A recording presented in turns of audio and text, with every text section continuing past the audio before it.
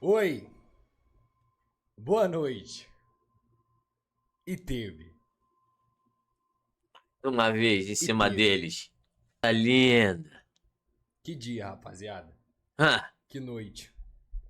Que momento mágico. Que coisa extraordinária, assim.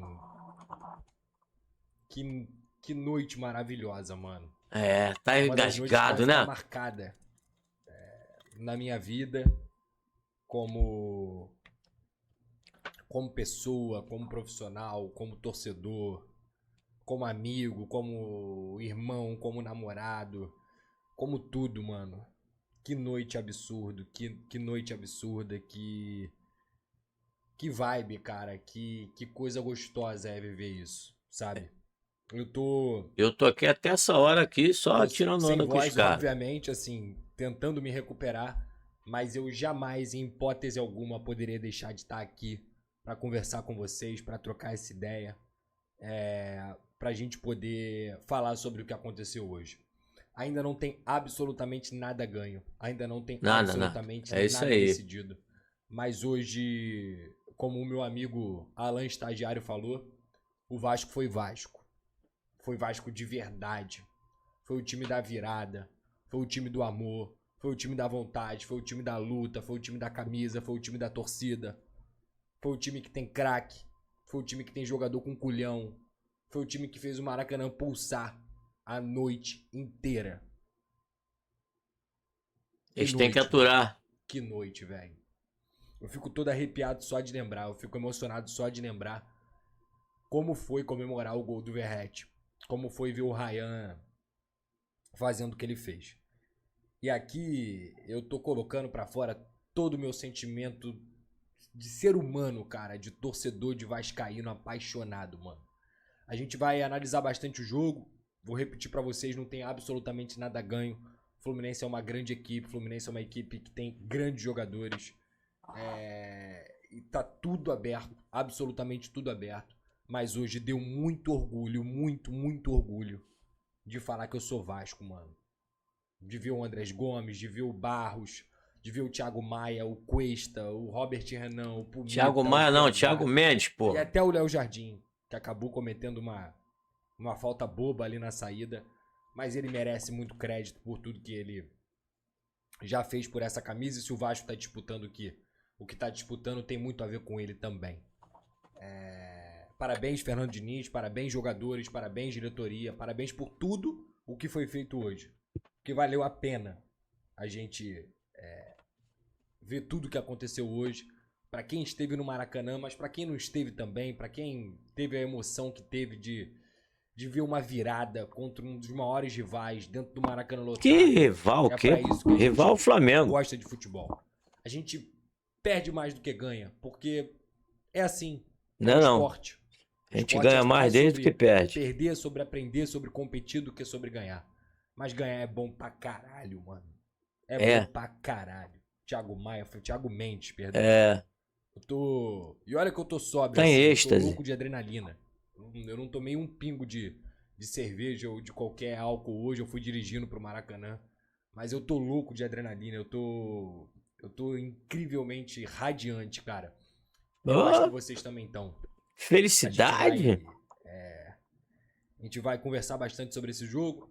Vamos ouvir a entrevista do técnico Fernando Diniz. Vai deixando o seu like, se inscreva no canal do Pedrosa, porque a gente está muito próximo de viver algo extraordinário, mano. De viver algo que valeu a pena Esperar. cada dia, cada coletiva, cada pós-jogo, cada cobertura, cada dia que eu fiquei me esforçando completamente, não só como torcedor, mas também como profissional, na cobertura em prol da torcida do Vasco. Eu não vou nem falar em prol do Vasco, porque isso vai contra o que manda a profissão, mas em prol da torcida do Vasco. Por vocês, mano. A responsabilidade que eu sempre tentei carregar na minha vida. Então eu tô muito feliz, tô muito radiante, cara. Vamos nessa de coletiva e obrigado. Já vou agradecendo aqui de cara a todos vocês que estão aqui comigo e que sempre estiveram aqui com o canal do Pedrosa. A gente não vai parar, mano. A gente não vai parar, a gente merece esse momento. Vamos por mais. Vamos nessa. É o seguinte, cara. porra, o Diniz revelou uma coisa que até eu mesmo apurando essa negociação do Carlos Andrés Gomes não sabia. O Arias recomendou o Andrés Gomes pro Diniz. E o que eu sabia era que o Diniz tinha usado o argumento de que ele poderia fazer com o Carlos Andrés Gomes, pra ele, a mesma coisa que ele fez com o Arias, que é o quê? Jogar no Brasil, jogar muito bem e chegar à seleção colombiana. Isso já aconteceu, inclusive. O Carlos Andrés Gomes voltou a ser chamado e também o Carlos Cuesta, que jogou uma barbaridade hoje. Verdade. Mas o Arias, que obviamente é muito amigo do Diniz, deu essa dica e, porra, melhor coisa que poderia ter acontecido, porque eu acho que no final das contas, a gente vai falar um pouco mais pra frente sobre isso, o ponto de virada de chave do Vasco da Gama no segundo tempo se chama Carlos Andrés Gomes. Mas a gente vai falar muito sobre isso. Eu acho que não tem como falar sobre esse jogo sem lembrar do que aconteceu no final de semana. Não tem como falar sobre esse jogo sem lembrar do que ocorreu no jogo contra o Atlético Mineiro. Sabe por quê, gente? É muito claro, ficou muito óbvio, ficou muito cristalino hoje, como a importância do Vasco da Gama ter seus 11 titulares não só descansados, mas principalmente à disposição, fez total diferença. E aí, nego ficou falando que o Diniz tava maluco. E aí, cada um tem sua opinião. Isso aqui não tem certo e errado. Eu não tô querendo. Hoje, especificamente, por mais que eu teria um monte de coisa pra falar pra um monte de gente, que inclusive gosta de tumultuar ambiente, que fala merda pra cacete, que fala que é Vasco, mas não parece que adora criar clima. Por mais que eu tenha muita vontade de falar muita coisa, nem hoje, nem domingo, e nem se o Vasco passar pra final da Copa do Brasil, eu vou ficar nesse clima. Eu acho que o momento pede união. Mas eu queria deixar claro aqui, que a gente trouxe aqui no canal do Pedrosa, que mesmo depois do 5-0, o Diniz não tinha errado em poupar o time do Vasco. O Diniz não tinha errado em preservar os seus 11 principais jogadores. Só podia perder de 5, claro, né? Que os 11 do Vasco são 5 bons. Ficou feio. Os 11 titulares do Vasco são bons jogadores. O 11, com os reforços que vieram na segunda janela, é um time competitivo. É um time que é capaz de, quem sabe, até passar para a final e ser campeão da Copa do Brasil. O problema do Vasco era quando o Vasco tinha que se desfazer de 2, 3, 4 jogadores e aí colocava o banco de reservas e, obviamente, esse banco de reservas fazia o nível descer. O nível descer a ponto de cometer erros toscos e que sempre entregavam os jogos para o Vasco da Gama.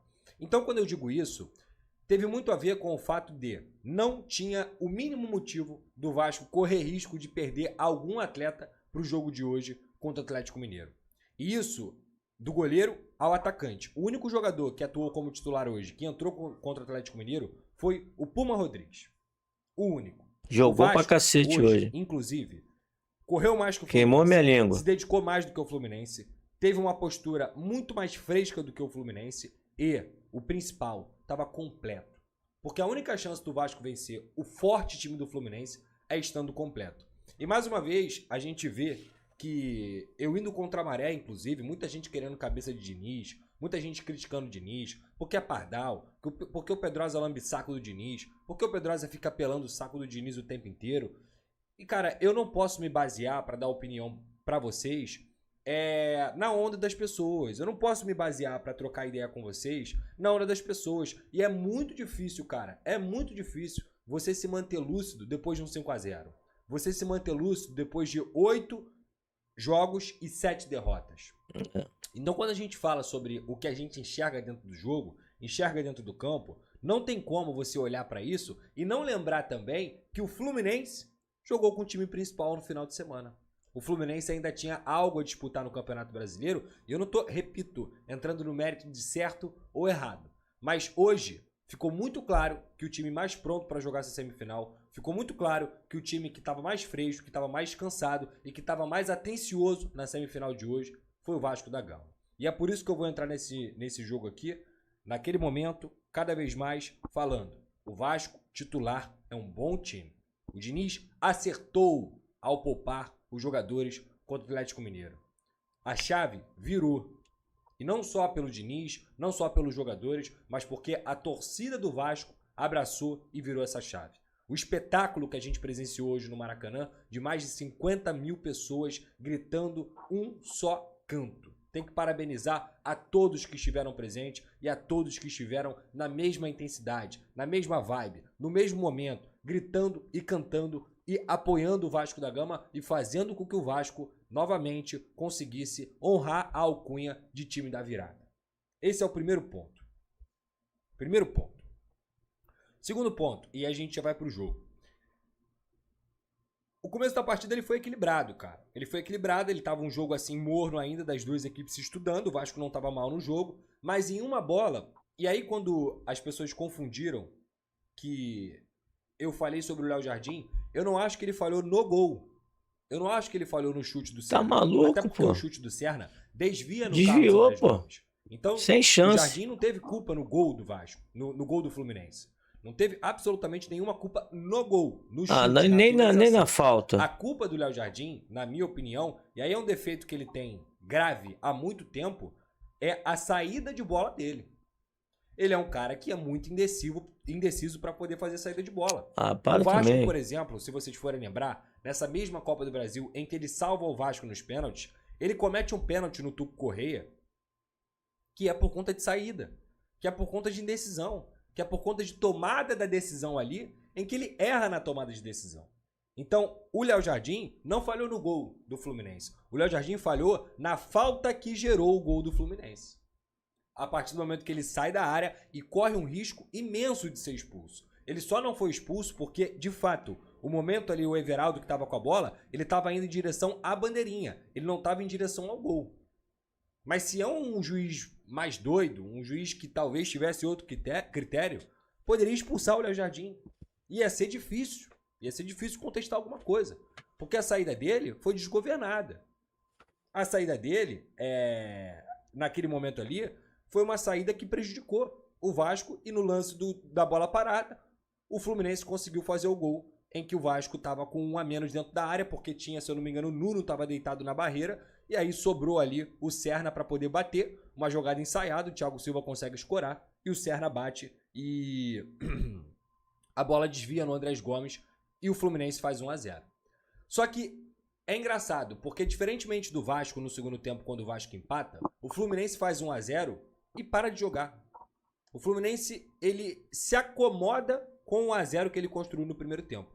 Porque até mesmo se você for pegar os momentos do jogo de pressão, o Vasco foi um time que pressionou mais o Fluminense no primeiro tempo do que o próprio Fluminense pressionou o Vasco. O gol, ele deu um certo comodismo pro Fluminense. Eu até acho que, eles acomodaram ou o Vasco que melhorou, foi pra cima? Ele também fiel à sua estrutura.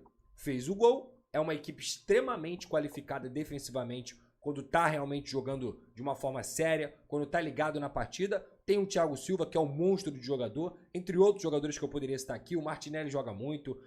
E o Fluminense estava a todo momento conseguindo controlar o Vasco, que de fato não conseguiu ter tanta pressão no primeiro tempo, a ponto de criar chances claras. Acho que teve uma chance do Andrés Gomes, teve uma outra oportunidade ali criada no Bumba Meu Boi. O Vasco até pressionou um pouquinho, mas o primeiro tempo foi equilibrado, com o Fluminense fazendo 1-0. O Fluminense foi levemente, muito pouco superior, mas principalmente superior sem a bola, no plano de jogo que estava estabelecido. Só que o Vasco não jogou mal. Assim, eu vi muita gente falando que o Vasco jogou mal no primeiro tempo. Também acho que não. Tá? Eu acho que o Vasco definitivamente não jogou mal. Discordo também. Eu acho que naquele momento o Vasco realmente tomou um gol mais aleatório do que qualquer outra coisa, sentiu um pouco o gol, só que o Fluminense não aproveitou o golpe que ele deu no Vasco. E o Vasco conseguiu se estabelecer. Acho que não sentiu, não. O time ligado, ainda coerente dentro da partida, tendo paciência, só que não conseguiu criar uma grande chance. No primeiro tempo, a gente viu um Ryan muito preso entre o Thiago Silva e o Freitas. Se vocês forem lembrar o 2-0 que o Vasco faz no Fluminense, no Maracanã também, dentro do Campeonato Brasileiro, o momento de virada de chave do Vasco no jogo... Foi quando o Ryan saiu para trás. Sai desse espaço entre o Freitas e o Thiago Silva. Porque você competir com o Thiago Silva, cara, é muito difícil. Assim, é muito difícil. O Thiago Silva é um dos melhores zagueiros da história do futebol. Assim, é indiscutível isso. O melhor brasileiro, zagueiro que eu vi foi o Thiago Silva. Eu só tenho 31 anos. O Thiago Silva joga muita bola, gente. Joga muita bola, é um absurdo. E assim, no campo, é mais impressionante ainda de ver como ele conhece cada atalho. E o Ryan, por mais que ele seja um fenômeno, uma bomba, ele ainda é um jogador que tem muito a aprender na carreira dele. Que tem muito a duelar com grandes zagueiros na carreira dele. Então, se ele ficar preso ali, ele vai perder. Se ele ficar preso ali, a gente perde a característica de um moleque que não só é uma bomba arrastando, não é só uma bomba conduzindo a bola e pode criar qualquer jogada a qualquer momento, mas a gente perde a inteligência do Ryan, a dinâmica dele. O Ryan consegue achar passe, o Ryan consegue desencaixar essa defesa. E a defesa do Fluminense no primeiro tempo estava muito bem encaixada, estava muito bem montada e competitiva. Então o 1-0, ele foi um pouco mais amedrontador, digamos assim, porque o Vasco não estava conseguindo sair desse encaixe do Fluminense. Só que o Fluminense hoje, ele estava sem um jogador que é essencial para o grande momento que o Fluminense viveu nos últimos jogos, assim, que é o Canóbio. O Canóbio, ele é um cara que me preocupa muito, principalmente para o segundo jogo. Por quê? Ninguém pressiona, talvez, ninguém pressiona do jeito que o Canóbio pressiona sendo atacante sem a bola. O Canóbio é uma máquina. Ele é uma máquina, ele incomoda, ele tá a todo momento conseguindo tirar a zona de conforto dos zagueiros. E não só do zagueiro, ele incomoda a lateral, ele incomoda zagueiro, ele incomoda volante. Ele é uma máquina, ele não para. O Soteldo não tem metade da capacidade de marcação sem a bola do Canóbio. Então, já era. Eu olhei pro Canóbio e eu vi que o Canóbio estava fora, eu vi que o Soteldo também estava dentro da partida, a gente vê Lúcio Acosta e Soteldo, que são dois jogadores tecnicamente talentosos, mas eles não têm o poder de marcação que o futebol moderno pede. Quando eles jogam juntos, são dois jogadores muito baixos. E que não só são baixos, mas também têm dificuldade de reposição. Eu acho que o Lúcio Acosta até se entrega mais. Mas ele não conseguiu fazer um bom jogo hoje, muito pelo contrário. O Barros e o Thiago Mendes conseguiram anular muitas vezes o Lúcio Acosta, não no primeiro tempo, mas principalmente na dinâmica de jogo que o Lúcio Acosta coloca no Fluminense. Então, quando a gente vira para o segundo tempo, a gente já tinha um Lúcio Acosta mais escondido, e acho que não só a paciência que o Diniz teve de não mexer na equipe, de não se desesperar, e o Coutinho fala isso na coletiva muito bem, ele fala, a gente teve paciência porque a gente estava bem no jogo, a gente estava conseguindo encaixar, faltava um pouco mais de agressividade, faltava um pouco mais de desencaixe, e esse desencaixe, ele aparece quando o Ryan desloca. Porque desde o início do primeiro tempo, o Vasco melhora dentro da partida quando o Ryan desloca, quando o Ryan sai desse momento preso entre o Thiago Silva e também preso entre o Freitas, e aí ele desloca um pouquinho, o Vasco deixa o Nuno mais solto, o Nuno hoje inclusive fez uma boa partida. Jogou muito. Todo mundo jogou bem hoje, O Nuno fez uma boa partida. Eu não gostei muito do Robert Renan, não. Física, arrancando, correndo por bola, fazendo tic-tac, clareando também o jogo, e o Carlos Andrés Gomes, ele estava desde o início do jogo querendo. Ele estava desde o início do jogo tentando. É um jogador que não se amedronta. É um jogador que parte para cima, que tem ímpeto, que é incisivo. E no momento que o Vasco estava precisando, ele apareceu. No segundo tempo, o Vasco já era melhor que o Fluminense.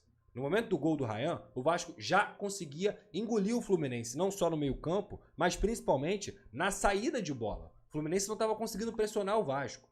O Fluminense não estava conseguindo ganhar o meio de campo. Quando o Ryan sai, ele tira a zona de conforto que estava ali naquele momento do Thiago Silva e do Freitas. O Ryan sai, ganha a mesma coisa da outra vitória. O Vasco gosta muito de fazer esse balanço com a bola, passando também pelo Coutinho. E aí vai mais uma dica para muita gente que muitas vezes critica o Coutinho, que é o seguinte, gente, o Coutinho hoje, ele tá no momento da carreira dele, principalmente no Fernando Diniz, no time do Fernando Diniz, ele não é mais o definidor. E eu acho que é válido você criticar ele pedindo pro Coutinho ser mais decisivo. Eu acho que realmente o Coutinho, muitas vezes, ele não tem um papel de protagonista fazendo gol, dando assistência. Mas o Coutinho, ele é essencial para o maestro, Vasco. Todo mundo que pega a bola procura o Coutinho. E o Coutinho, ele tá sempre próximo do cara que tá com a bola. Ele tá sempre próximo do setor que a bola tá. Para cuidar do time, para gerar engrenagem, para gerar desencaixe, para criar espaço. Porque ele é diferente. Ele é um facilitador. O Coutinho hoje, ele não tem mais a disposição para poder driblar 2, 3, 4 jogadores e bater em gol. Ele não faz mais isso. A idade já pesa, mas ele é facilitador. E hoje ele facilitou o jogo do Vasco. Então o primeiro gol sai, primeiro, com a belíssima jogada individual do Carlos Andrés Gomes. E é isso que a gente fala sempre. Cara, muitas vezes não adianta você ser um grande treinador se você não tem material humano. Se você não tem o jogador. Porque, como diz Pepe Guardiola, quem decide os jogos ainda é o jogador de futebol. Rapaziada, o que vocês acharam aí da análise do nosso Pedrosa, né? Que tá aí radiante de alegria depois dessa vitória importante aí do nosso Vascão, né? Ele que deve ter sido zoado, né? Hoje, por exemplo, foi muito zoado lá no programa do SBT Rio, né? Esporte. Então, Pedrosa amanhã vai ter que ir ao Pedrosa lá no SBT Rio. Deixa aqui o seu comentário a respeito do que você achou de tudo que o Pedrosa falou aí a respeito dessa vitória. Valeu, um grande abraço a todos, saudações vascaína.